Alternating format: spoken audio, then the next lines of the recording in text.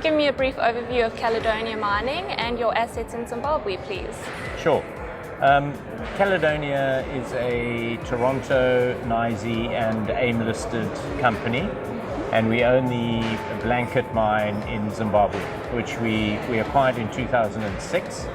And when I say owned, we were subject to the indigenization laws in Zimbabwe that were applicable at the time, and we put in a structure whereby we sold 51% of the business to indigenous partners, and we retained 49%. That structure has now been taken off the legislation books, and we are busy buying back ownership.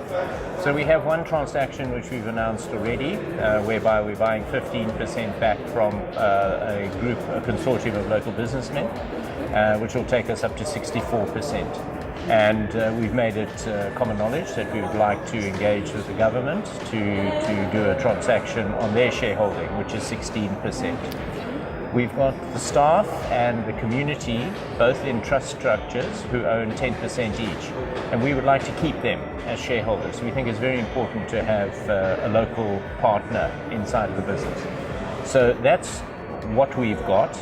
The Blanket mine is a mine that's over 100 years old. We bought it from Kinross, and as of last year we produced just over 54,000 ounces of gold. We are busy sinking a new shaft and effectively building a new mine underneath the existing mine, which will extend the life of mine until past 2034 based on current reserves and resources. The shaft project started in 2015. So we are going into our fourth year. The shaft is 60 meters short of its ultimate depth, so we're nearly there, which is just over 1,200 meters. And we will then start equipping from about June onwards, which will take us about a year. So by hopefully June of next year, we will have a fully operational brand new shaft, which will be transformational for the Blanket mine. That will enable us to ramp up production to 80,000 ounces by 2021 and set Blanket on a very, very good path for the future. As I say, roughly 15 years life of mine, very little capex thereafter, because what we spend today is really going to last us for a long, long time. So it's a very exciting time that we have at Blanket, but busy. Please, can you provide me insights into the operating environment in Zimbabwe? Yes, none of us can pretend that the operating environment is easy. The economic situation in Zimbabwe is very, very challenging for us, for the country, and it's a consequence of the fact that the economy is dollarized. Effectively, they use a multi-currency, but generally the US dollar is the major currency of transaction. And the economy is not generating enough of its own foreign currency. So it is an economy that needs to grow.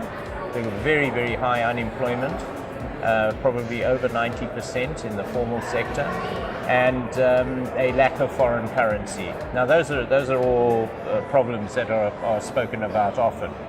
But the mere fact that we are 3-4 years into a project which is heavily foreign currency reliant, and we are progressing, and we have got to a stage where the shaft is nearly 1,200 meters deep. We have continued to produce gold at an expanding level. It shows that you can do business in Zimbabwe, but it is tough. You are very much reliant on your ability to generate funds, because borrowing money for Zimbabwe is very, very difficult. But it has been demonstrated by the government and by the new president that they are open for business, and they want to be open for business. But there are some hurdles that they have to get through. We have an opportunity because Zimbabwe is well endowed with mineral resources, and we look forward to building a bigger and healthier business in Zimbabwe. Steve, thank you. We look forward to following the story with you. Thank you. Thanks.